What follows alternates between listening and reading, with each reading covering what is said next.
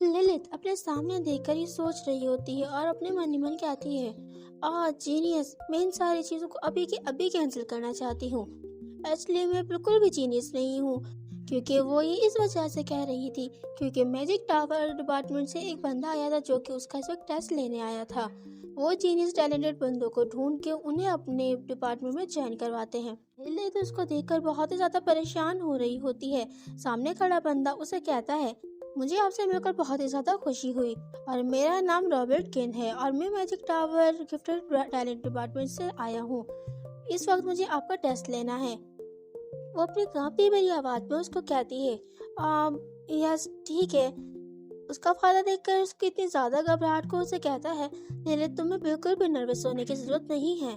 बस जो तुम आंसर कर सकती हो कंफर्टेबली वो आंसर कर दो। बस अगर तुम्हें कुछ नहीं आ रहा तुम सीधा सीधा सामने मुंह की तरफ कह सकते हो कि मुझे नहीं आ रहा।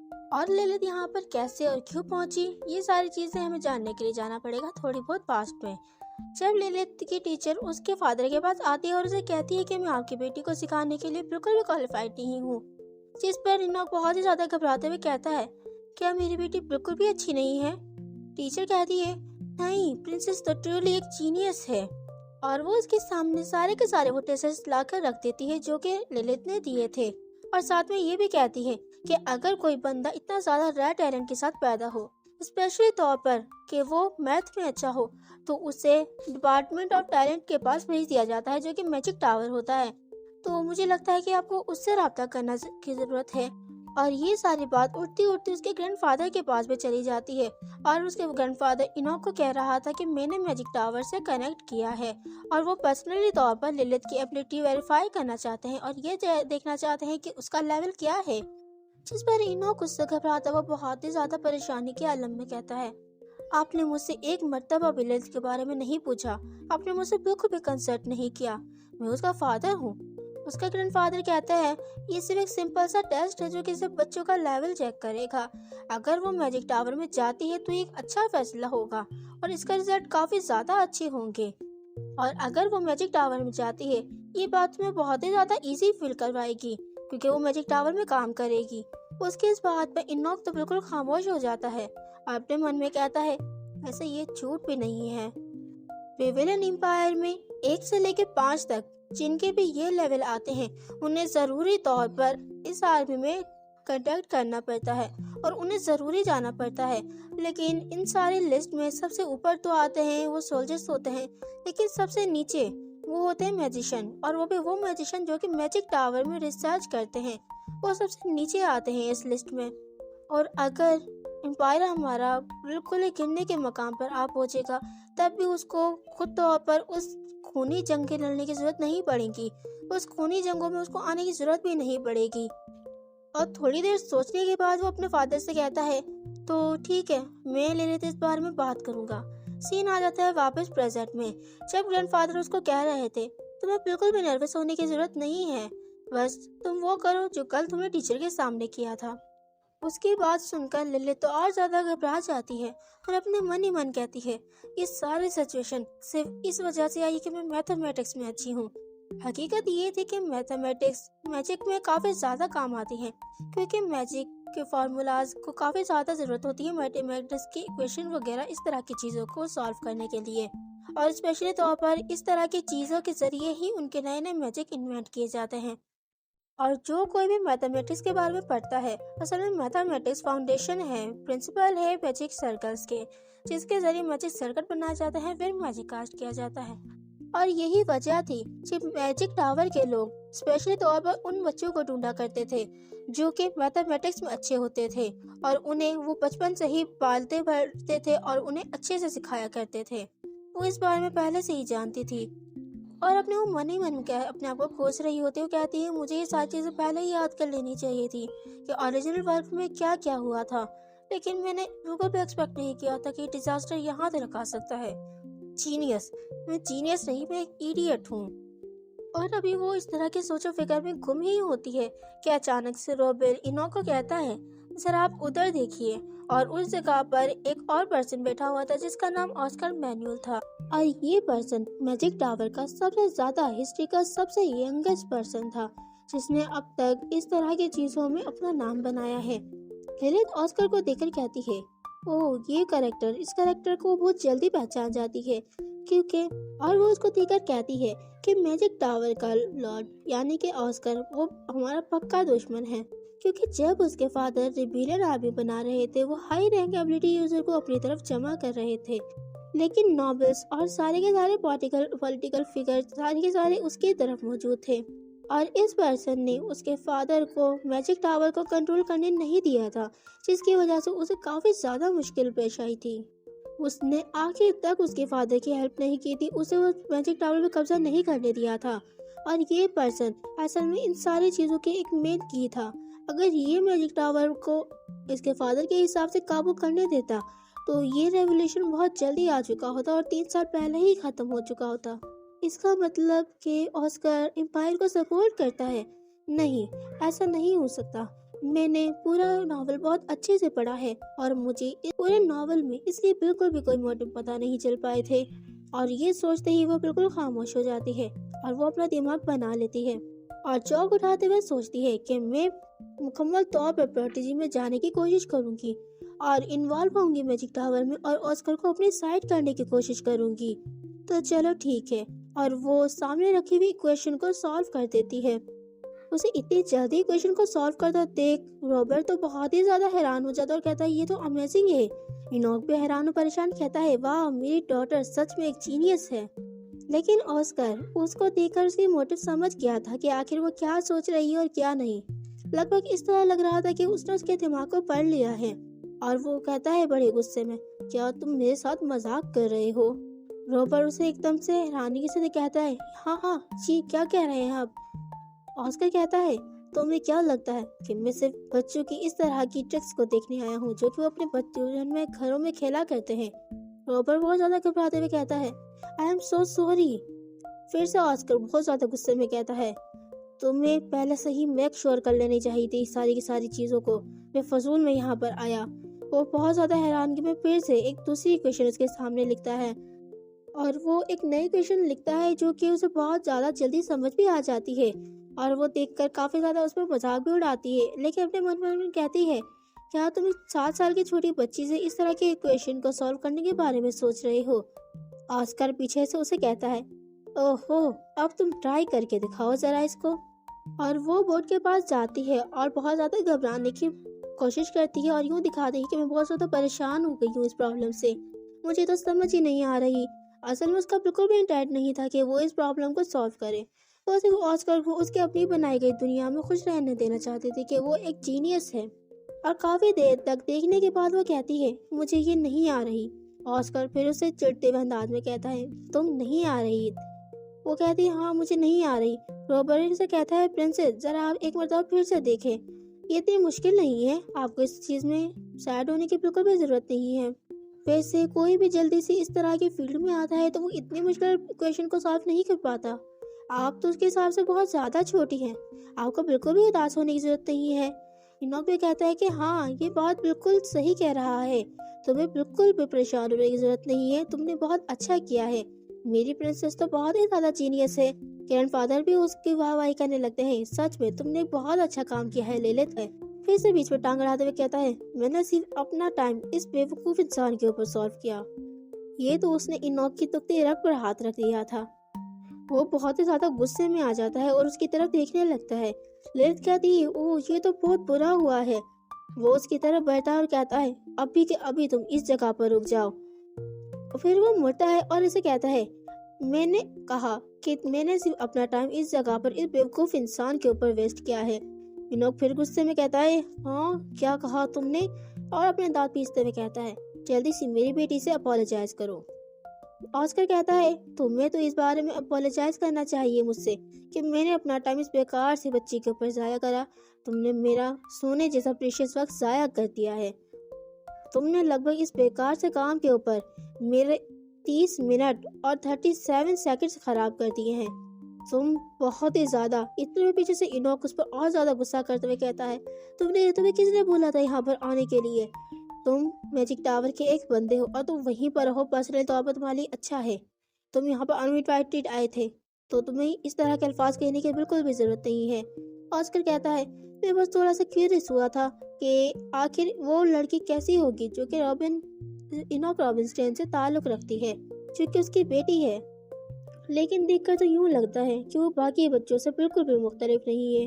वो तो आम बच्चों जैसी है और बिलावजह लोग उसे बहुत ज़्यादा तवज्जो दे रहे हैं, उसे बहुत ज़्यादा एक बहुत जीनियस समझ रहे हैं। इनोक तो बहुत ही ज़्यादा गुस्से में हो जाता है और उसे कहता है, तुम जरा देखो, वो अभी सिर्फ एक 7 साल की छोटी सी बच्ची है। आखिर तुम मेरी बेटी से क्या चाहते हो? तुम आखिर इस तरह की प्रॉब्लम्स अपने इस एज में सॉल्व कर सकते थे? ऑस्कर बड़े फखरी अंदाज में कहता है, हाँ मैंने सॉल्व की थी जब मैं 7 साल का था। एक बहुत ज्यादा खामोशी छा जाती है कुछ देर तक। फिर इनोक जोर से कहता है, अपोलोजाइज करो अभी के अभी। ऑस्कर कहता है, मैं रिफ्यूज करता हूँ, और जोर से चीखता है, तुम्हारे अंदर जरा से भी मैनर्स है? पीछे से उसका फादर आ जाता है और उसे रोकता है, कहता है, इनोक यहीं रुको। और वो मसले को सॉल्व करने की कोशिश करता है। कहता है कि मैजिक टावर के लोग, मैंने उनसे इसलिए रब्ता किया था कि मैं अपनी बच्ची का लेवल चेक करना चाहता था। वैसे मैं इस बारे में माजरत चाहता हूँ कि मेरी बेटी आपके एक्सपेक्टेशन में बिल्कुल भी पूरा नहीं उतर पाई। तो चले जाने दे, हम इन सारी चीजों को इसी जगह पर छोड़ देते हैं और किसी और दिन हम इन चीजों को देखेंगे। फिर ऑस्कर फिर घमंडी अंदाज में कहता है, ओह ऐसी बात है। और वो लिलिथ को और ज्यादा उकसाने के लिए, उसे और ज्यादा गुस्सा दिलाने के लिए कहता है, ऐसा लगता है नाइट्रिक तो बहुत ज्यादा बुरा हो गया है और जिस तेज बसीरत की मैंने एक बार एहतराम किया था वो तो कहीं नजर नहीं आ रहा।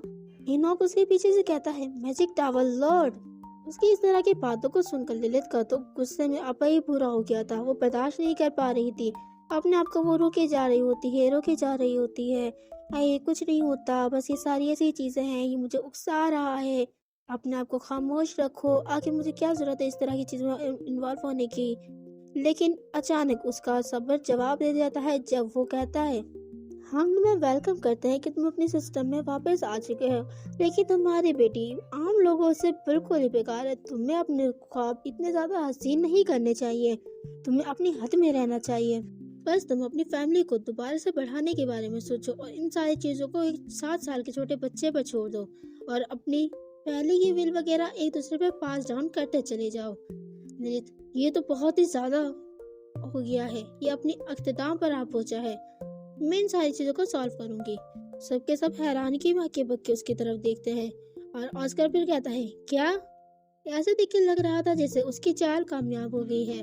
लिलिथ कहती है, बस मुझे 5 मिनट का वक्त दो, मैं इन सारी चीजों को एक बार फिर से देखूंगी और इसको फिर से सॉल्व करके दिखाऊंगी। ऑस्कर कहता है, ओह तुम करोगी? जिस पर वो कहती है, हाँ मैं करूंगी, और अगर मैंने ऐसे कर लिया तो तुम्हें मेरे फादर और ग्रैंडफादर से उनसे बदतमीजी करने की वजह से अपोलोजाइज करना पड़ेगा। वो हंसते हंसते उसको तरफ देखता है और कहता है, चलो ठीक है मैं करूंगा। इसके बाद पीछे से फादर उसको कह रहे होते हैं, लिलिथ तुम्हें अपने आप को इतना ज्यादा पुश करने की जरूरत नहीं है। लेकिन लिलिथ बगैर कुछ सुने उस प्रॉब्लम को बहुत ही ज्यादा आसानी से सॉल्व कर देती है। पीछे बहुत ही ज्यादा हैरानगी से सब उसको देख रहे थे। ऑस्कर का तो प्लान ही कामयाब हो गया था और लिलिथ उस प्रॉब्लम को 5 मिनट से पहले ही कम वक्त में सॉल्व कर देती है। लिलिथ को इस तरह सॉल्व करते देख पहले तो काफी देर तक उसको देखता है, फिर फौरन वो उसके फादर के फादर से अपोलोजाइज करना शुरू कर देता है। लिलिथ उसको देखकर हैरान परेशान उसको देख कह रही होती है, अभी तो ये तो ज्यादा रूड हो रहा था, लेकिन ये इतने जल्दी पोलाइट कैसे हो गया है? मुझे तो लगता है कि ये सारी इसकी खुद की ही चाल थी, लेकिन आखिर इसकी आंखों में ये किस तरह की चालाकी चल रही है? और वो अपोलोजाइज करते फौरन ही कहता है, वैसे मेरे पास आपकी ग्रैंड डॉटर के लिए एक सजेशन है, अगर आप मेरी बात सुनना पसंद करें। ये इसके एजुकेशन के मुतालिक है। लिलिथ देखकर कहती है, जैसा मैंने एक्सपेक्ट किया था, लेकिन आखिर ये क्या करने के बारे में सोच रहा है? फिर से शिफ्ट होता है और हम वापस चले जाते हैं रॉबिन्सटेन मैंशन में, जहाँ पर ऑस्कर उसकी फैमिली के साथ काफी देर तक बातचीत करने के बाद और खाना वाना खाने के बाद वहाँ पहुँचा था लिलिथ के पास। और वो लिलिथ को अब आगे से ट्यूटर करने वाला था, उसे पढ़ाने वाला था। ऑस्कर उसको पढ़ा रहा था, पढ़ाते पढ़ाते साथ में उसको ये भी कहता है, मैंने तुम्हें देखा, तुम खाने के वक्त बिल्कुल भी ज्यादा नहीं खा रही थी, तुम बहुत ही मुख्तसर सा खा रही थी, और शायद यही वजह है कि तुम इतनी आहिस्ता आहिस्ता बड़ी हो रही हो। जिस पर वो काफी ज्यादा चिढ़ जाती है और उसे चिढ़ते हुए अंदाज में कहती है, ओ अच्छा तुम ऐसे लगता है, और ऑस्कर उसका मजाक बनाने लगता है। वो उस पर्सन से बिल्कुल ही चेंज नजर आ रहा था जो कि उसने मैजिक टावर डिपार्टमेंट में देखा था। रात हो जाती है और लिलित अपने रूम में बैठी भी हो रही होती है और सारे लोगों के बारे में सोच रही होती है, जो कि उससे कह रहे थे तुम काफी ज्यादा छोटी हो अपनी एज के मुताबिक। हालांकि उसके भाई ने भी उसको कहा था कि मैं जब तुम्हारी उम्र का था तो काफी ज्यादा तुमसे बड़ा था, तुम बहुत ही ज्यादा छोटी हो। और वो कहती है वैसे तो मैं सोच रही थी कि मैं एक्स्ट्रा हूँ और मैं इसी तरह पढ़ूं तो कोई ज्यादा बड़ी बात नहीं होगी, लेकिन अगर इसी तरह चलता रहा तो हर किसी को पता चल जाएगा मेरे बारे में, मेरी असलियत के बारे में, कि मैं एक ऑर्डिनरी बंदी नहीं हूँ। लिलिथ रॉबिन्सटेन, जो कि इंपीरियल फैमिली के हाथों किडनैप होने वाली है एक बदकिस्मत सपोर्टिंग कैरेक्टर, जो कि एक दिन मर जाती है, लेकिन उसकी असलियत एक दिन सबके सामने रिवील भी हो जाती है, जिसकी हकीकत ये थी। और फिर अचानक से उसे उनके ख्यालात को इंटरप्ट करते हुए कहता है, प्रिंसेस बहुत ज्यादा जीनियस है, तुम अब तक सोई नहीं। और ये उसका फादर था जो कि उसके पास आया था। वो फिर चिढ़ते हुए कहती है मुझे जीनियस बुलाना बंद करें। उसका फादर उसके साथ मजाक करने लगता है और उसे काफी अच्छे से ट्रीट कर रहा होता है कि मेरी बेटी बहुत ही ज्यादा बेस्ट है। तुमने सुना कि मेरे फादर किस तरह स्माइल कर रहे थे तुम्हें इस तरह देखकर, उसने जब तुमसे अपोलोजाइज की थी, मुझे अपोलोजाइज की थी। वैसे तो वो हर वक्त यूँ कहते रहते हैं कि अपने मैनर्स पे रहो, दूसरों को ना बोलो, यूँ करो और हमेशा एक बहुत ही ज्यादा अच्छे नौबत बनने का एक्ट कर। लेकिन आज वो खुद भी अपनी एक्साइटमेंट को रोक नहीं पाए और उन्होंने देखा किस तरह ट्रीट किया। जिस पर नील कहती है फादर आप इतने ज्यादा थक रहे हैं, आपको देखकर लग रहा है आप थक रहे हैं, तो आप क्यों नहीं सो जाते। जिस पर इनो कहता है तो प्रिंसेस क्या तुम्हें नींद नहीं आ रही। वो कहती है कि हाँ प्रिंसेस कुछ सोच रही थी अभी। वो कहता है कि अच्छा तो तुम्हें ऐसी बात है, तुम्हें नींद नहीं आ रही, क्यों ना मैं तुम्हारे लिए एक किताब पढूं। चलो देखते हैं कि आज की स्टोरी होगी एक प्रिंसेस एक टावर के अंदर ट्रैप हो गई है। वो कहती है वाह कितना अच्छा है, काफी मजेदार लगती है। वैसे ये चीज तो उन्होंने मेरी बचपन की याद दिला दी। जब मैं छोटी थी अपनी पास्ट लाइफ में तो सोने से पहले कुछ कहानियां पढ़ लिया करती थी, लेकिन वो काफी ज्यादा बोरिंग होती थी। इनो कहता है चलो एक सेकेंड रुको, अगर हम ये सोचे कि हमारी लिलित एक टावर के अंदर ट्रैप हो गई तो उसके साथ क्या होगा, चलो हम देखते हैं। मेरे फादर किताबों को पढ़ना बहुत ही ज्यादा पसंद करते हैं, खास तौर पर जब वो मेरे लिए पढ़ते हैं तो मुझे उनके हिसाब से काफी अच्छे एक्सप्रेशन देने चाहिए। इनो कहता है एक वक्त का टाइम है, एक मुल्क में एक बहुत ज्यादा कायम बादशाह रहा करता था, जो कि अपनी बेटी से बेइंतहा मोहब्बत करता था। वो उसकी हर तरह से उसकी बहुत ज्यादा हिफाजत किया करता था। फादर देखकर ऐसा लगता है जैसे कि आप और मैं हूँ। इनो हाँ बिल्कुल सही। लेकिन एक दिन जब प्रिंसेस 7 साल की हुई तो दूसरी कंट्री का एक इविल किंग आया, जो कि उसके पड़ोसी ममालिक का था, और उसने प्रिंसेस को किडनैप कर लिया। उसने उसको अच्छे बादशाह से छीन लिया। अच्छे बादशाह से उसकी बेटी छीनने के गम में वो सारा दिन अपने आंसुओं भरी जिंदगी गुजारता रहा और वो इसी तरह बहुत ही ज्यादा गमगीन रहने लगा। उसने उस इविल किंग को बहुत सारी चीजें ऑफर की, जैसे ट्रेजर और काफी सारी चीजें। हालांकि वो उसका सर्वेंट तक बनने के लिए तैयार रहा, लेकिन इविल किंग ने उसकी बेटी को वापस नहीं किया। उसकी इस बात पर लिलित बहुत ज्यादा घबरा जाती है और खामोश हो जाती है। इनोक आगे कहता है वाओ ये दोनों एक दूसरे से सेपरेट हो गए, लेकिन हम तो नहीं होंगे, ये काफी ज्यादा एविल है। लिलित कहती है हाँ ये बिल्कुल सही कह रहे हैं आप। और वो अपने मन में कहती है ये स्टोरी देखकर काफी ज्यादा फेमिलियर लगती है, ये ओरिजिनल स्टोरी से काफी ज्यादा मिलती है। इनोक आगे कहता है अच्छे किंग ने अपनी सारी परेशानियों और दुख दर्द को एक तरफ रखा और एक दिन वो एक लड़के से मिला जो कि बहुत ही ज्यादा स्ट्रॉन्ग था। और ये सच है कि जब उसकी बेटी वापस आएगी तो वो उसका बड़ा भाई बनेगा और उसका बहुत ज्यादा ख्याल करेगा। वो उसकी इस तरह हिफाजत करेगा जिस तरह वो उसकी नहीं कर पाया। और अच्छे किंग ने एक दिन उसको अडॉप्ट कर लिया अपने बेटे के तौर पर। लिलित कहती है एक सेकेंड रुके। इनोक कहता है क्या हुआ। लिलित ये तो काफी ज्यादा मजेदार है, आप पढ़ना जारी रखें। फिर वो इस सारी स्टोरी को दोबारा से पढ़ना शुरू कर देता है और कहता है लेकिन एक दिन इविल किंग ने गुड किंग को इन्फॉर्म किया कि उसकी बेटी बहुत ज्यादा शदीद बीमार होने की वजह से उसकी मौत हो चुकी है। मीरा बहुत ज्यादा घबरा जाता है और कहता है क्या सडनली प्रिंसेस मर गई, ये किस तरह की स्टोरी है। लिलित कहती है कंटिन्यू रखें डैड, इसको काफी ज्यादा मजेदार है। नॉक कहता है लेकिन लिलित कहती है लेकिन इविल किंग हो सकता है शायद वो झूठ बोल रहा हो, उसकी बेटी ना मरी हो, ये भी तो हो सकता है ना। इनोक कहता है कि हाँ, तुम सही कह रही हो। शायद ऐसे भी हो सकता है कि वो असल में ना मरी हो।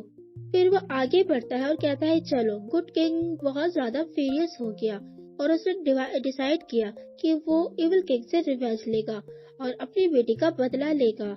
उसकी इस तरह की बातें सुनकर लिलित खामोशी से उसको देख रही होती है। इनोक आगे बढ़ता है, कहता है गुड किंग ने अपने बेटी का बदला लेने के लिए उसके मुल्क पर हमला कर दिया और जिसकी वजह से प्रिंस और गुड किंग ने बहुत ज्यादा अच्छी तरह से एविल किंग को शिकस्त दे दी और उसके सारे बुरे लोगों को मार दिया और बिल आखिर एविल किंग को अपनी तलवार की नोक पर ले लिया। अचानक से उसके जहन में ख्याल आता है, ओह लेकिन ये सीन। इनोक कहता है मैं अपनी बेटी का तुमसे बदला लूंगा। उसके ये कहते ही उसे असली स्टोरी लाइन याद आ जाती है। ये वो वाला टाइम है जब वो उसे सारी की सारी चीजें बिल्कुल एक जैसी मिलती नजर आ रही थी। उस वक्त इनोक को अपनी बेटी नजर आई थी उस इविल किंग के पीछे। और उस वक्त इंपीरियर कहता है तुम्हें क्या लगता है इनोक रॉबिन्सन, ये सारी चीजें इतनी अच्छी से चली जाएंगी, ये इतनी स्मूथली चली जाएंगी। इनोक अपने सामने देखकर बहुत ही ज्यादा हैरान हो चुका था क्योंकि उसके सामने जो शख्स मौजूद था वो उसकी बेटी थी जो कि बड़ी हो चुकी थी। इनोक रॉबिन्सन की बेटी किडनैप होने की वजह से वो मुसलसल लगातार जंगों पर जाता ही चला गया। उसने इस बात की बिल्कुल भी परवाह नहीं की कि आखिर क्या हो रहा है। लेकिन जब उसने ये सुना कि उसकी किडनैप हुई गई बेटी एक दिन मर गई है और उसकी तलवार जिस इंपीरियर के सामने बहुत ज्यादा ईमानदारी और वफादारी से खड़ी होती थी, वही तलवार उसके खिलाफ हो गई और उसके खिलाफ उसने बगावत शुरू कर दी। सीन प्रेजेंट पे आता है और इनोक रॉबिन्सन के सामने उसकी बेटी थी जो कि उसी के खिलाफ खड़ी थी। उसने उसकी बेटी को उसके खिलाफ बरगराया, उसका ब्रेन वॉश किया और उसकी पावर्स को उसके खिलाफ इस्तेमाल करता रहा, जिसकी वजह से उसने बहुत ही ज्यादा लोगों को मारा और बुरी तरह से मारा, वो भी बेकसूर लोगों को। लेकिन इस मौके पर वो उसके फादर को भी मारने ही वाली थी कि पीछे से मेन कैरेक्टर यानी कि उसका एडॉप्टेड बेटा उसके सामने आता है और वो उसकी बेटी को जान से मार देता है। इनोक इस तरह की स्टोरी को पढ़कर बहुत ही ज्यादा गुस्सा होता है, कहता है क्या ये बच्चों की फेरी टेल है। लिलिथ कहती है क्या हुआ फादर, आखिर आपको क्या हुआ। इनोक कहता है ये बिल्कुल भी अच्छी कंटेंट नहीं है बच्चों के लिए पढ़ने के लिए और वो इस किताब को बंद कर देता है और कहता है कि अगली बार से मैं कोई भी किताब पढ़ूंगा तो पहले उसको मैं खुद पढ़ कर देखूंगा, ये मैं तुम्हें पढ़ के आगे नहीं सुना सकता हूँ। इस पर लिलिथ कहती है लेकिन फादर अगर सोचा जाए तो ये एक हैप्पी एंडिंग हो सकती है। इनोक गुस्से में कहता है क्या कहा तुमने, ये हैप्पी एंडिंग कैसे हो सकती है ये। लिलिथ कहती है अगर इसी तरह होता कि अगर प्रिंसेस किडनैप होती ही नहीं और गुड किंग बुरे किंग से बदला लेता ही नहीं तो हर कोई इस स्टोरी में आखिर में खुश और खुर्रम कैसा रहता। बुरा किंग पूरे के पूरे एम्पायर को तबाह कर देता। जिस पर इनो कहता है क्या तुम ऐसा सोचती हो, प्रिंसेस मर गई थी सही है। लिलिथ कहती है कि वैसे ये बुरा भी नहीं है, वैसे उसका ब्रेन वॉश किया किंग ने और उसने काफी सारे लोगों को मारा भी था जो कि बेकसूर थे। इनोक उसको कहता है लेकिन प्रिंसेस तो मर गई ना और ये बिल्कुल भी हैप्पी एंडिंग नहीं हुई। लिलिथ कहती है हैप्पी एंडिंग तो हो गई है। इनोक कहता है कि नहीं ये हैप्पी एंडिंग नहीं हुई है, तुम जरा गौर से सुनो। मेन कैरेक्टर था वो गुड किंग था, ठीक है ना। लिलिथ कहती है कि हाँ। इनोक कहता है तो मेन कैरेक्टर की प्यारी बेटी मर गई। लिलिथ भी कहती है कि हाँ। तो गुड किंग हर वक्त उदासी में रहने लगा, उसकी तो खुशी नहीं रही ना और हो सकता है उसने फिर अपनी बेटी के बात को ही फॉलो किया हो। लिलिथ कहती है कि मैं शायद इस बारे में सोच सकती हूँ।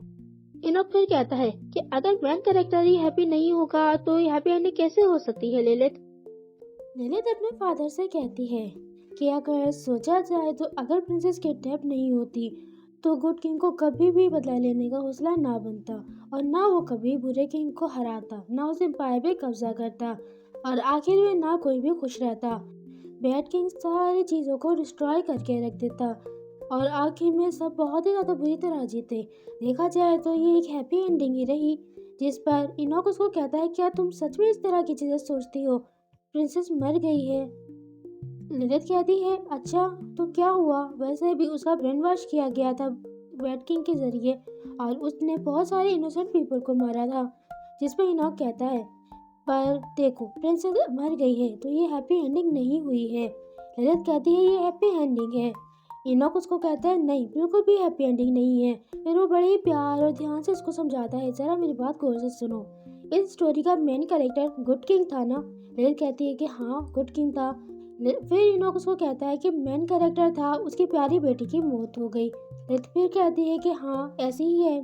बेशक सारे के सारे इस स्टोरी में आखिर में खुश रहे, उनकी हैप्पी एंडिंग हुई, लेकिन मेन कैरेक्टर उसकी तो हैप्पी एंडिंग नहीं हुई ना। लिलित कहते हैं कि अगर सोचा जाए तो। फिर इनोक उसकी बात को काटते हुए कहता है, इस स्टोरी का मेन कैरेक्टर बिल्कुल भी खुश नहीं था, क्योंकि उसकी हैप्पी एंडिंग नहीं हुई है, और ये हैप्पी एंडिंग नहीं है। कौन फादर होगा जो कि इस बात पर खुश होगा कि उसकी बेटी मर जाए और वो उसके लिए हैप्पी एंडिंग हो। ये बिल्कुल भी एक हैप्पी एंडिंग नहीं है। उसके इस बात पर लिलित पहले काफी देर तक तो उसको खामोशी से देखती है, फिर अफसरदा होकर नीचे देखना शुरू कर देती है और मेन स्टोरी लाइन को याद करती है कि ओरिजिनल स्टोरी में डेफिनेटली एक हैप्पी एंडिंग थी, क्योंकि मेन कैरेक्टर जो शेरशाह था उसने इनोक रविंस्टन की बेटी को मार दिया था। इसके बाद एक बहुत ही ज़्यादा खूबसूरत और पीसफुल एम्पायर दोबारा से बना था। लेकिन अगर मेन स्टोरी लाइन को छोड़ दिया जाए तो आखिर उसके फादर का क्या हुआ, उसने क्या किया होगा। सोचा जाए तो पूरी का पूरा एम्पायर उसकी कब्र के ऊपर दोबारा से बिल्ड किया गया था। तो क्या इसके ऊपर मेन कैरेक्टर खुश होगा? और अपने फादर को वो इतना उदास देखकर उसे कहती है फादर, उसका फादर कहता है कि हाँ। फिर लिलित कहती है कि अगर गुड किंग की जगह आप होते और मैं प्रिंसेस होती तो फिर क्या आप मेरे बाद मर जाते, मेरे बाद जीना पसंद करते क्या आप? जिस पर वो कहता है कि नहीं, आखिर मैं जीने के बारे में कैसे सोच सकता हूँ, मैं बिल्कुल भी खुशी तरह से वहाँ पर नहीं जीता। और जैसे कि मैं सोचता हूँ, हो सकता है गुड किंग ने भी वही सोचा होगा, उसने भी वही बात फॉलो किया होगा जो कि उसकी बेटी ने किया, यानी कि वो मर गया होगा, क्योंकि उसने सोचा कि अगर प्रिंसेस ही जिंदा नहीं रही तो उसके जीने का क्या मकसद। और उसका जो मेन मकसद था वो था किंग से बदला लेना, और उसने जब अपना बदला ले लिया तो उसकी ज़िंदगी का कोई मेन मकसद तो बचा ही नहीं, तो उसने अपनी ज़िंदगी ख़त्म कर ली होगी। ललित बहुत ज़्यादा घबराते और डरते हुए उसको कहती है, क्या आप भी मर जाओगे? नहीं, ऐसा नहीं हो सकता। उसको इतना ज़्यादा घबराते और टेंशन में देखकर इनोक उसको खामोश करते हुए कहता है, ओह तुम समझ गई हो, हर चिल्ड्रन का एक अपना नज़रिया होता है, हर बच्चे का अपना नज़रिया होता है, तो क्या तुम इस तरह सोचती हो? और वो उसे बहुत ज़्यादा प्यार से समझाता है कि देखो बेटा, अगर उस जगह पर तुम होती तो मैं सिर्फ तुम्हें फॉलो करता, तुम्हारा फादर बिल्कुल भी तुम्हारे बगैर नहीं जी सकता। ललित और ज़्यादा घबराते हुए कहती है कि नहीं, बिल्कुल भी नहीं। उसकी इस बात पर, अंदाज पर इनोक उसके ऊपर हंसना शुरू कर दिया। वैसे भी ये सिर्फ एक फेरी टेल थी और आपके फादर बिल्कुल भी ऐसा नहीं करने वाले हैं। जिस पर ललित अपने मन में कहती है कि आप करते, अगर ओरिजिनल स्टोरी लाइन के हिसाब से सारी चीजें जाती तो आप बिल्कुल ही ऐसा करते। अब ये इनोक एक्साइटेड होता हुआ उसको कहता है कि अगर तुम्हारा फादर उस स्टूपिड किंग की जगह पर होता तो बिल्कुल भी उसका सबऑर्डिनेट बनना पसंद नहीं करता, बल्कि वो सीधा जाता और अपनी प्रिंसेस को रेस्क्यू कर लेता, हर तरह की कैद से फरार होकर। जिस पर लिलित अपने मन में कहती है, ओह तो तुम ऐसा सोचते हो ये इतना इजी हो सकता है? फिर कहती है कि मेरे पास एक क्वेश्चन है। पूछता है क्या है? सारे के सारे एबिलिटी यूजर को इंपीरियल कमांड के मुताबिक बैटलफील्ड में जाना ही पड़ता है। उनके सामने उनके कोई भी चॉइस नहीं होती कि आखिर वो क्या करें या क्या नहीं। इनोक कहता है कि हाँ ये तो बिल्कुल सही है, सबको ऐसा ही करना पड़ेगा। फिर फादर आपने आखिर मुझसे ऐसा क्यों कहा कि मुझे वहाँ पर जाने की बिल्कुल भी जरूरत नहीं है? इनोक कहता है क्योंकि मेरे पास कुछ और प्लान्स हैं और तुम्हें वहाँ पर जाने की बिल्कुल भी जरूरत नहीं है। लिलित फिर कहती है, लेकिन मैं आपकी बेटी हूँ और ये सपोज किया जाए तो कोई बड़ी बात नहीं है कि आपकी तरह मैं भी एक बहुत ज़्यादा पावरफुल एबिलिटी यूजर बनूंगी, तो मुझे तो जाना ही पड़ेगा। इनोक कहता है तुम्हें परवाह करने की बिल्कुल भी ज़रूरत नहीं है, आपके फादर के पास अपने खुद के नज़रियात हैं, अपने खुद के प्लान्स हैं, वो इन सारी चीज़ों को खुद से देख लेंगे। फिर वो कहती है क्या आपको इन सारी चीज़ों से क्या मतलब है? इनोक बात पलटते हुए कहता है कुछ नहीं, मैं बहुत थक गया हूँ, मुझे सोने की ज़रूरत है। उसकी इस तरह की बातों को सुनकर लिलित बहुत ही ज़्यादा घबरा जाती है और सैड हो जाती है और अपने मन में कहती है, फादर के सारे प्लान्स को मैं गैस कर सकती हूँ। फादर इंपीरियर के पास अकेले जाएंगे और 90.99% इस बात के चांसेस है कि वो मेरे मिलिट्री के एक्सेप्शन के बारे में बात करेंगे, और जिसके बदले में वो जो अपना एक कार्ड शो करेंगी और उनका कार्ड ये होगा कि वो इंपीरियर के एक बहुत ही ज़्यादा वफादार बंदे बनकर रहेंगे और वो एक बिल्कुल वफादार कुत्ते की तरह रहेंगे जो कि हर कमांड को बिना किसी प्रोटेस्ट के ओबे करेंगे। अगर सोचा जाए तो गुड किंग बिल्कुल भी इस बात में मददगार साबित नहीं हो सकते, लेकिन उनके पास सिर्फ एक यही चॉइस थी कि वो बैड किंग के एक सबऑर्डिनेट बनकर रहे। वैसे अगर मेन कैरेक्टर की वीकनेस के बारे में पता चल गया तो वो ये था कि वो उसकी प्यारी बेटी थी जिसके लिए वो कुछ भी करने को तैयार था। जब इंपीरियर ने उसकी बेटी को किडनैप किया तो उसके पास कोई दूसरे जरिया नहीं बचा कि वो उसके कमांड को माने। उसने निगोशिएट करने की बहुत ज़्यादा कोशिश की, उसने पेडोफिल्ट में भी बहुत ज़्यादा किया, लेकिन वो नहीं माना। और अगर सोचा जाए मेन कैरेक्टर की मेन कमजोरी अगर इविल किंग को पता चल गई और उसने उसको अपने पास बुला लिया, उसने अपने पास उसकी वीकनेस को रख लिया, तो वो उसके लिए किसी शतरंज के प्यादे से ज़्यादा और कुछ नहीं होगा, जो कि सिर्फ उसके लिए एक फाइट का, एक लड़ने का जरिया होगा दूसरों से, जो कि बस मीनिंगलेस फार करता चला जाएगा। इस स्टोरी का मेन कैरेक्टर जो कि एम्पायर की बेहुदा बेकार से लड़ाइयों से सख्त नफरत करता है, फिर वो कहती है कि फादर आप जानते हो आपकी प्रिंसेस कुछ भी करने को तैयार है, और अपने मन में कहती है ये बात हकीकत है क्योंकि मैं वो इंसान हूँ जिसकी वजह से इसने अपनी तलवार का रुख उलट कर लिया था। और स्टोरी के आखिर में अगर मेन कैरेक्टर ही खुश नहीं होगा तो हैप्पी एंडिंग किस चीज़ की होगी लिलिथ? फादर आपको इस बारे में सोचने की ज़रूरत नहीं है कि आप अपने प्रिंसेस के बगैर नहीं जी सकते। मैं गलत थी, मैं अब तक गलत सोच रही थी सारी चीज़ों के बारे में। मैं एक ट्रिगर थी इस मेन स्टोरी का जो कि आपके लिए जरिया बना था इंपीरियर के पपेट ना बनने का। आपने मेरी वजह से रिवेंज लेने का सोचा और आपने रेवलेशन का भी इंतखाब किया जिसका मेन मकसद ये था कि वो मुझ तक पहुंच सके।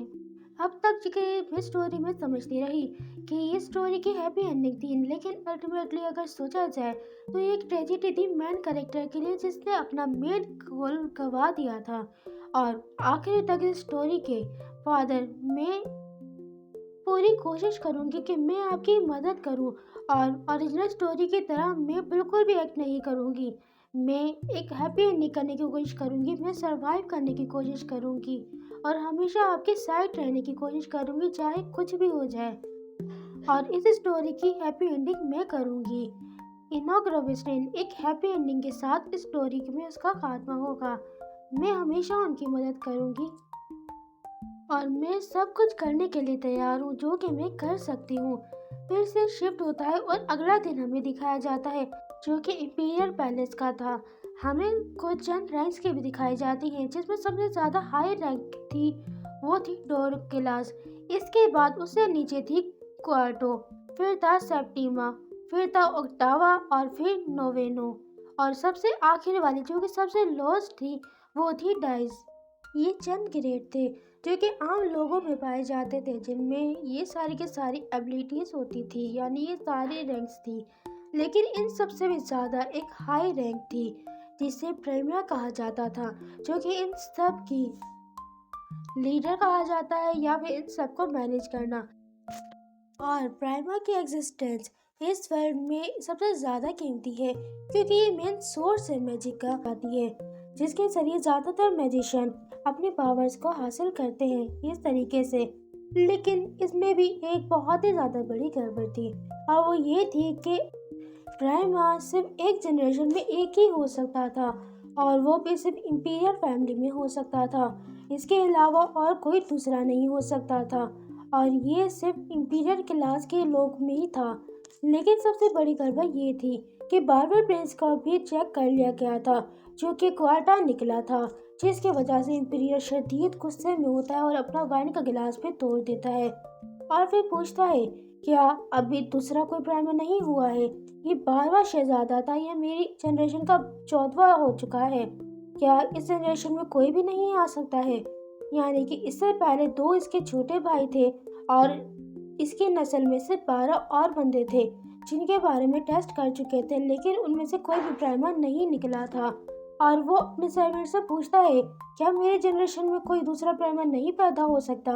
जिस पर वो कहता है कि नहीं मैजेस्टी, ऐसा हो सकता है, यंग जनरेशन में कोई ना कोई ज़रूर होगा। आप अभी जवान हैं और हेल्दी हैं, तो डेफिनेटली हम अब अपना इसी नस्ल में अगला प्राइमर देख सकते हैं। और इसी वक्त हमें इम्पीरियल, सालिम इम्पीरियल भी दिखाया जाता है, जो कि 42 साल का था और उसका नाम था निकोलस। साल पहले जब इनॉक एम्पायर को छोड़कर चले गया था और एक कॉमनर की ज़िंदगी गुजारने लगा था, जिसकी वजह से इम्पीरियल बहुत ही ज़्यादा फीरियस हो गया था, क्योंकि उसे एक पावर का बहुत बड़ा लॉस हुआ था।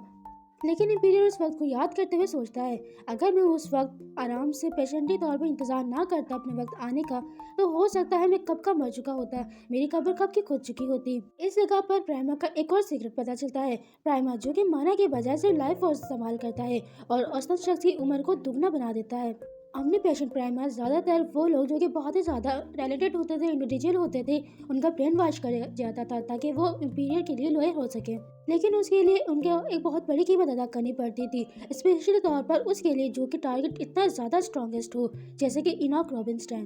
फिर इंपीरियर अपने सीट से उठता है और कहता है, क्या वो इस बात को जानता है कि मेरे अंदर कितना ज़्यादा पेशेंट मौजूद है? मैंने 7 साल इंतज़ार किया है। और वो एक मैप के सामने खड़ा होता है, जो कि लगभग उसके एम्पायर का ही मैप लग रहा था। इंपीरियर, जिसने फातेह किंग निकोलस का टाइटल हासिल कर रखा है और काफ़ी अरसे तक अपने हाथ में ही थाम कर रखा हुआ है, जिससे आज तक कोई भी नहीं छीन सका है। और इसकी निगरानी में काफ़ी सारी कंट्रीज और भी रूल करती हैं। फिर वो अपने सर्वेंट से कहता है, ओह, तो वो अपने बेटे के साथ यहाँ पर आया है। और एक स्कैरी सी हंसी हंसते हुए कहता है, इनॉक, तुम तो मेरे लिए एक बहुत ही ज़्यादा मज़ेदार तोहफा लेके आए हो। और अपने मन में कहता है, तो एक दिन हमारा ये पूरा एम्पायर इस पूरे कॉन्टिनेंट पर रूल करेगा, क्योंकि इनॉक रॉबिन्सटेन तो अब आ चुका है। अगला दिन हमें इनॉक रॉबिन्सटेन का मेंशन दिखाया जाता है, जहाँ पर लिलिथ अपने बेड पर बैठी हुई होती है और लगातार अपने सर्वेंट्स को देख रही होती है। उनमें से एक सर्वेंट कहती है कि आप आज अपनी स्टडी के लिए नहीं जाएंगी, मैं आपकी सारी की सारी चीज़ें प्रिपेयर कर देती हूँ ताकि आप वहाँ से आसानी से जा सके। लेकिन लिलिथ अपने बेड पर बैठी हुई थोड़ी सी सोचो फिक्र में लग रही थी। वो अपने पैरों को ऊपर नीचे की जा रही थी। फिर वो अपने पैरों को गौर से देखती है, जो कि बहुत ही ज़्यादा छोटे थे, और वो सोचती है कि अगर मैं इतनी जल्दी बड़ी ना हुई और इसी तरह आहिस्ता आहिस्ता बढ़ती रही, तो मेरी आइडेंटिटी सबके सामने वेल हो जाएगी। मुझे सबसे पहले बड़ा होना पड़ेगा, जल्द से जल्द थोड़ा बाकी बच्चों जितना दिखना पड़ेगा। लेकिन मेरे पास जो प्लान है, मुझे पहले उसको सक्सेसफुल अदा करना पड़ेगा। और वो प्लान ये है कि पहले मुझे चेशा को यहाँ पर लेके आना पड़ेगा। दूसरी बात, मुझे एबिलिटी डेवलपमेंट इंस्टीट्यूट में जल्द से जल्द दाखिला हासिल करना पड़ेगा, क्योंकि एबिलिटी यूज़र को इंपीरियर के सामने अपनी ताकत को हासिल करने के लिए अपनी सलाहियतों का सही इस्तेमाल करने के लिए वहाँ पर जाना ही पड़ता है। और उनकी एबिलिटीज़ का मेन गोल सिर्फ इंपीरियर ही खोल सकता है, जो कि टैलेंटेड लोगों के दिलों का गोल होता है, एक ऐसा गोल जिसको सिर्फ इंपीरियर के हाथों ही काबू किया जा सकता है। मुझे भी जल्द से जल्द अपनी एबिलिटीज़ को इस्तेमाल करना सीखना होगा। अपनी एबिलिटीज़ को इस्तेमाल करने और ज़िंदगी की ताकत को हासिल करने के लिए मुझे दूसरों की तरह तरक्की करनी होगी। इसके बाद मैं अपनी आइडेंटिटी को मुकम्मल तौर पर बाकी सबसे छुपा सकती हूँ। वो अपने इसी सोच फिक्र में गुम होती है कि अचानक उसका ध्यान अपने सर्वेंट्स के बातों पर जाता है, जो कि कह रही थी कि क्या तुमने सुना है? जीना कहती है, क्या? जैनेट कहती है, ये दोबारा से हो गया, बारबा प्रिंस, जिसका रैंक इस बार कार्टो निकला है। जेना बहुत ज़्यादा हैरानगी में कहती है, क्या तुम सच में कह रही हो इस बार भी प्राइमा नहीं निकला? जेनेट फिर आम लोगों की बातों को बताने लगती है कि इस बार भी प्राइमा ना निकलने की वजह से बहुत सारे लोग ये कह रहे हैं, खुदा ने इंपीरियल फैमिली को ठुकरा दिया है, और ये इसी वजह से हो रहा है कि अब तक इंपीरियल फैमिली में कोई भी नई प्राइमा नहीं निकला है। बहुत ही ज़्यादा हैरानगी में जेनेट कहती है, और नहीं, ऐसा नहीं हो सकता, वो ज़रूर जल्द से जल्द होगा। जेटी फिर कहती है, ये बहुत ही ज़्यादा अजीब हुआ है, नहीं तो इतने सालों में अब तक पहला या दूसरा बच्चा इंपीरियल फैमिली का हमेशा प्राइमा ही निकला है, और अब तक हिस्ट्री में नहीं हुआ है। जेनेट फिर हैरानगी में कहती है, विदाउट प्राइमा इस पूरे एम्पायर का क्या फ्यूचर बनेगा? इसका मतलब ये है कि अब तक कोई क्राउन प्रिंस नहीं हुआ, हालांकि इंपीरियल फैमिली में इतनी सारी उसके बच्चे हैं, बहुत ही ज़्यादा। ये तो पूरी हिस्ट्री में पहली मर्तबा इस तरह हुआ है। उसकी इस बात को सुनकर लिलिथ अपने मन ही मन कहती है, ओह प्रीमा, एक एब्सोल्यूट पावर का बंदा जो कि सिर्फ एक ही मर्तबा एक जनरेशन में पैदा होता है, जो कि बेइंतहा सुपीरियर पावर के साथ इंपीरियल फैमिली में पैदा होता है। और ये अब तक यही रहा है कि ये एक इंपीरियल का डिसेंडेंट ब्लड रहा है जो कि आगे जाके क्राउन प्रिंस बनेगा। लेकिन कौन जाने, वो इंपीरियल जो कि एक बेकार घटिया इंसान है, वो अगला प्रीमियम पाने के लिए 100 बच्चे भी पैदा करने के लिए तैयार है। तो चलो देखते हैं कि अगला प्रीमियम कब तक आ सकता है। वैसे ही इस इंपीरियल फैमिली की अगली जनरेशन में कोई भी प्रीमियम नहीं निकलेगा। जेटी और जून आपस में बात कर रहे होते हैं। वैसे प्राइमा किसी दूसरे फैमिली में पैदा नहीं हो सकता है, ये सिर्फ इंपीरियल फैमिली में ही बड़ा होगा और इसी में ही पलेगा और पैदा भी होगा। जेटी फिर कहती है ये रेडिकुलस हो सकता है बहुत ही ज़्यादा। लिलिथ बहुत ज़्यादा हैरानी में अपने मन में कहती है कि हाँ, ये बात बिल्कुल सही है। जेटी और जून अपने सारी तैयारी करके बहुत ही ज़्यादा प्यारा सा बनी वाला बेग लिलिथ को देते हैं और इसे कहते हैं कि देखो तो ये कितना ज़्यादा प्यारा और क्यूट है, ये कितना ज़्यादा नरम है। लिलिथ उसको देखकर बहुत ही ज़्यादा हैरान होती है और बहुत ज़्यादा प्यारा सा रिएक्शन देती है। उसको इस तरह एक्ट करते देख जेटी तो उस पर बहुत ही ज़्यादा कहती है कि तुम इतनी ज़्यादा क्यूट लग रही हो, इतनी प्यारी लग रही हो, क्या मैं तुम्हें उठाकर स्टडी रूम तक ले जाऊँ। जिस पर लिलिथ उस बैग को पहनते हुए कहती है कि नहीं, मुझे ये ऐसे ही पसंद है, और वो पहनकर वहाँ से बाहर जाने लगती है। और वो वहाँ से बाहर जाते हुए अपने मन में कहती है तो ये टाइम आ चुका है सेकंड मैन लीड को रेस्क्यू करने का, जिसको मैं और ज़्यादा डिले नहीं कर सकती हूँ। लेकिन उसके वहाँ से जाने से पहले ही जेटी उसको उठा लेती है। लेकिन लिलिथ उसको कहती है कि ओ रुको आनी, एक सेकेंड। जेटी कहती है कि हाँ मिस, क्या कहना चाहती हैं आप। लिलिथ उसे डिस्पेंसरी के बारे में पूछती है कि आखिर वो कहाँ पर है। फिर से शिफ्ट होता है और लिलिथ जा पहुंचती है डिस्पेंसरी के अंदर। बहुत ही ज़्यादा स्लीपी वे में वहाँ से बाहर निकलता है और बाहर निकलते ही वो दिखता है। ओह, आखिर इसे कैसे पॉसिबल हो सकता है? क्या न्यूयॉर्क स्टेट अभी खाली हो चुका है कई कुछ दिनों से, मुझे पता नहीं चला। लिलिथ कहती है कि नहीं, ऐसी बात नहीं है। फिर वो अपने आप को इंट्रोड्यूस करवाती है और साथ में वो उसका नाम भी लेती है। डॉक्टर बहुत ज़्यादा हैरानगी में कहता है ओह गॉश, आपको मेरा नाम कैसे मालूम है?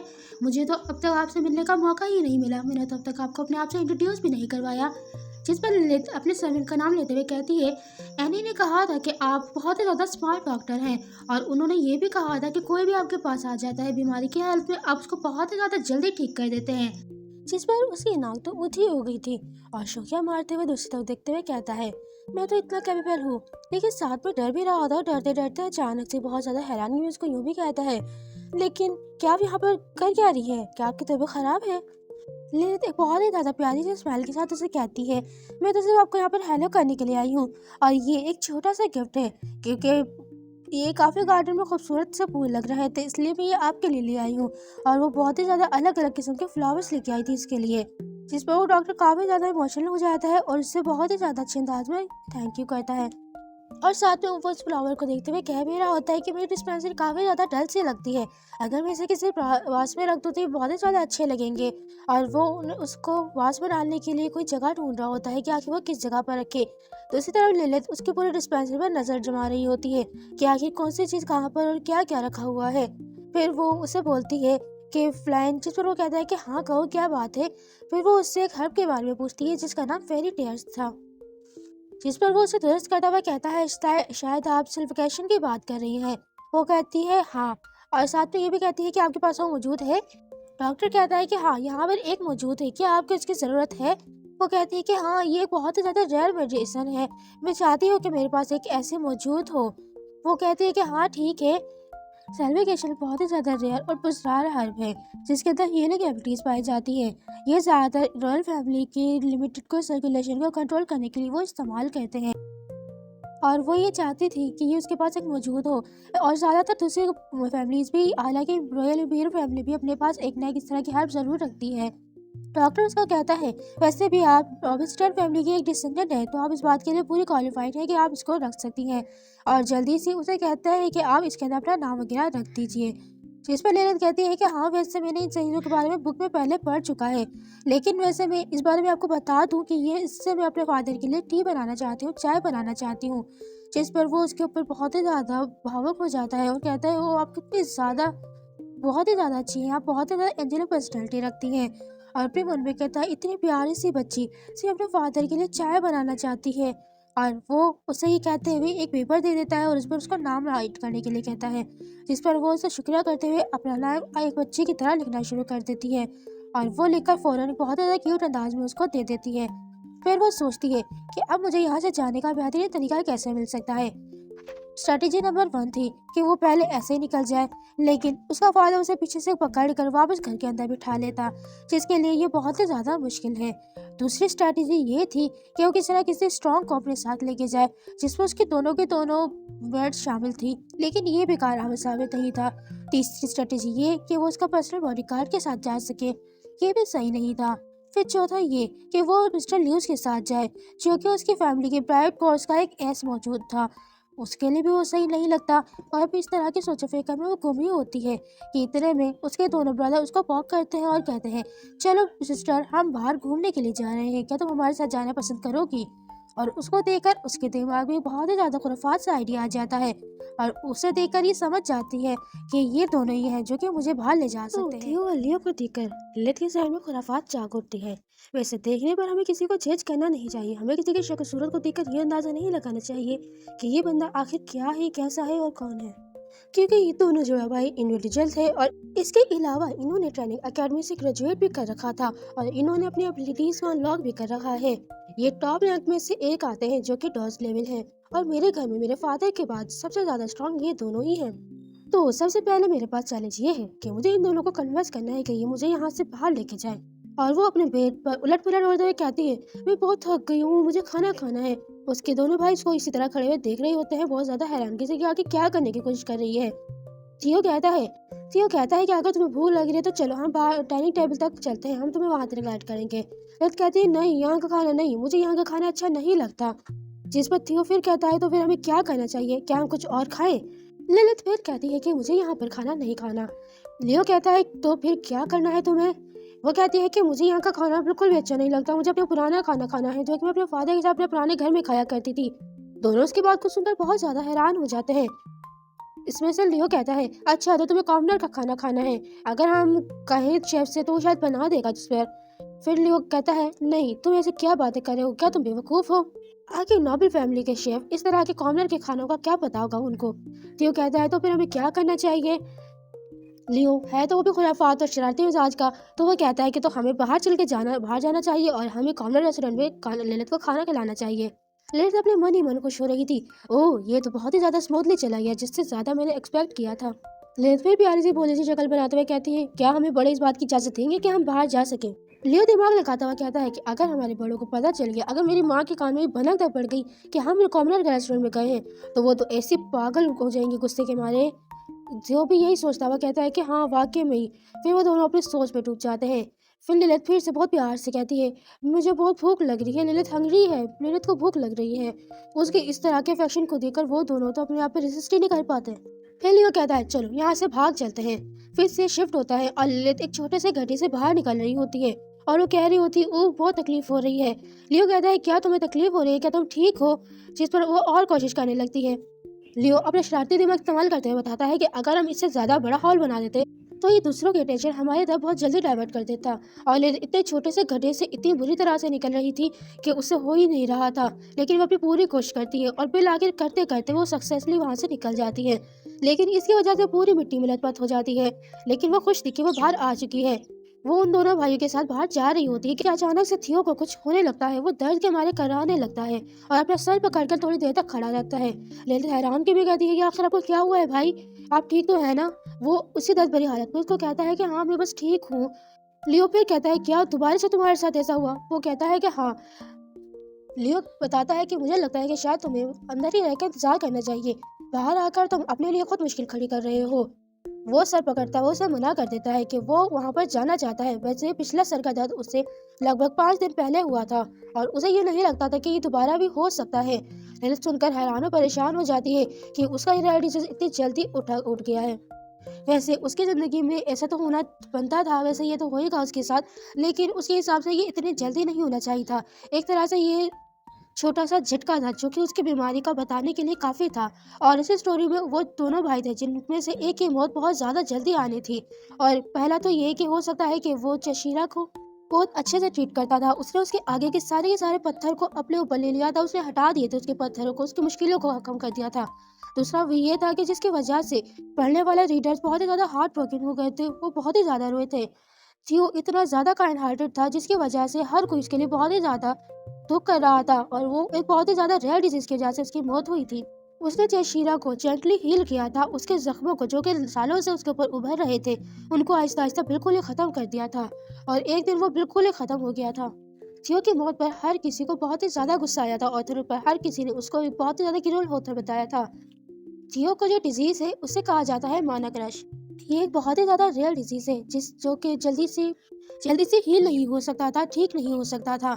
इसके अंदर डिवाइन एनर्जी और मैजिकल एनर्जी एक दूसरे से टकरा जाती है, जिसकी वजह से आहिस्ता आहिस्ता बॉडी में झटके फील होते हैं और इसी वजह से थियो लगभग 16 साल की उम्र में उसकी मौत हो गई थी। और अगर देखा जाए तो शायद ये अपना कुछ टाइम उधार लेकर जी रहा है। फिर थियो कहता है चल से चलना चाहिए, लेकिन उसके चेहरे को वो हैरान और परेशानी से देखता है और पूछता भी है कि आगे तुम्हें क्या हुआ है, क्योंकि वो इस सोचो फिक्र में बहुत ही अजीब सा चेहरा बनाकर खड़ी थी। वो सारी चीज़ों को मना करते हुए कहती है कि हमें वापस आना चाहिए, आपकी तबीयत ठीक नहीं लग रही, लेकिन वो मना करते हुए उसे आगे जाने को कहता है। वैसे ये नहीं था कि इस मानक राज का कोई भी इलाज नहीं था, इसके इलाज काफ़ी सारी बुक्स वगैरह में था, जिसके बारे में जयशा ने आहिस्ता आहिस्ता करके उसके सारे इलाज को देख लिया था। लेकिन वो सारी उसकी मेहनत सारी बेकार गई थी, क्योंकि जब तक वो उस इलाज को ढूंढ पाता उसकी डेथ हो चुकी थी। और आखिर में उसका इलाज की एक चीज़ थी जिसे सैटिस हार्ट कहा जाता है। उसने उस हार्ट को ले जाकर उसकी कब्र पर रखते हुए बहुत बुरी तरह से रोया और उसने कहा कि आई एम सॉरी ब्रदर, मुझे बहुत देर हो गई यहाँ पर आने में। वैसे जशीरा को ढूंढने में काफ़ी ज़्यादा टाइम लगा था, लेकिन उसे मालूम था कि आखिर उसे क्या करना है और इसके बाद वो मुकम्मल इरादा बनाते हुए वो उसे उस जगह पर ले जाने की कोशिश करती है कि जहाँ पर थोड़ा बहुत उसका इलाज हो सकता था। इसके बाद वो एक कॉर्नर के रेस्टोरेंट में आती है और कहती है कि हमें इधर जाना चाहिए। ये रेस्टोरेंट एक फॉर्मर शॉर्टमैन ने ऑन किया हुआ था, ये उसका रेस्टोरेंट था। वो वहाँ पर बहुत ही ज़्यादा कॉन्फिडेंस से जा रही होती है, उसके हिसाब से काफ़ी ज़्यादा रिलायबल था और जैसे कि स्टोरी में था उसे इस जगह पर थोड़ा बहुत उस तरह का सामान मिल सकता था। तो इस वजह से वो अपने सारे दोनों भाइयों को लेकर वहाँ पर सर्व करने वाला उन्हें बहुत ही ज़्यादा प्यार से वेलकम करता है और बाकायदा उनकी तारीफें भी किए जा रहा होता है। लिलित वहाँ पर जाते साथ ही इर्द गिर्द तलाश करना शुरू कर देती है कि आखिर उसे इस तरह की चीज़ कहाँ मिल सकती है। तो सिर्फ थियो और लियो उस बंदे से बिजी होते हैं। बिल आके लिलित वो चीज़ ढूंढ लेती है और वो फ़ौरन उस तरफ पॉइंट करते हुए कहती है कि उसे वो चीज़ चाहिए। देखकर तीनों बहुत ज़्यादा हैरान हो जाते हैं, क्या इसे ये चीज़ चाहिए? वो असल में कुछ तरह के बबल्स थे जो कि जामुनी कलर के थे और वो उसको देखकर उसकी तारीफों के पुल बांधना शुरू कर देती है कि ये स्टार की तरह है, ये ऐसे है, ये वैसे है। जिस पर वो बंदा उसको बताता है कि यंग लेडी वैसे ये एक माना बीस कोर है, जो कि एक सेलिना माना बीच से लिया गया है। ये बहुत ही ज़्यादा हाईली है, लेकिन ये आपके लिए बहुत ज़्यादा अनसुटेबल है, आपको ये नहीं लेना चाहिए। वैसे ये एक नोबल लेडी के लिए अच्छा टॉय हो सकता है। वो रोते हुए चीखते हुए कहती है नहीं, मुझे यही चाहिए। लियो कहता है उसको नहीं, ये बहुत ज़्यादा खतरनाक हो सकता है, नहीं। लिलित चीखते चिल्लाते कहती है नहीं, मुझे ये चाहिए। वो बहुत ही ज़्यादा बुरी तरह चीख चिल्ला रही होती है। थियो फिर कहता है कि नहीं, माना बहुत ही ज़्यादा डेंजरस हो सकता है और वैसे भी तुम्हें अपना एनर्जी को स्टेबल करना नहीं आता है, तुम्हें इसे यूज़ करना नहीं आता है, तो तुम इसे नहीं ले सकती हो। वो बंदा बताता है हाँ ये बात तो सही है, लेकिन ये कोई ऑर्डनरी गिलास नहीं है, ये बनाया गया है जो कि इस तरह की चीज़ों को इसके अंदर ही सील करके रखता है। वो शोकिया मारते हुए कहती है हाँ देखा ना, अब मैं इसको हैंडल कर सकती हूँ, मैं इस काबिल हूँ। लियो कहता है आखिर तुम ये क्या कह रही हो, तो बिल्कुल भी नहीं लोगी, इसको अकेडमी में पाँव तक नहीं रखा है। वो उन दोनों की बहसाबहसी इस तरह शुरू हो जाती है और लेला तो जब ये नजर आता है कि वो हारने का बाद जल्द करीब आने वाला है, तो उसके पास कोई और मौका नहीं बचता। उसके पास ये एक ही मौका था कि वो इसे अनसस्पिशियस तौर पर इसको हासिल कर सकती है, दूसरों की नज़र में आए बगैर। वो ज़मीन पर उलट-पुलट होना शुरू हो जाती है और कहती है कि मुझे बस ये चाहिए, जिस तरह के दूसरे छोटे बच्चे करते हैं, ज़मीन पर लोट-पोट हो जाना, ज़मीन से उठना नहीं, भई मुझे तो यहाँ यही चीज़ चाहिए वरना मैं उठूँगी नहीं। एक उस तरह से जिस तरह के उसने अपने बचपन में किया था।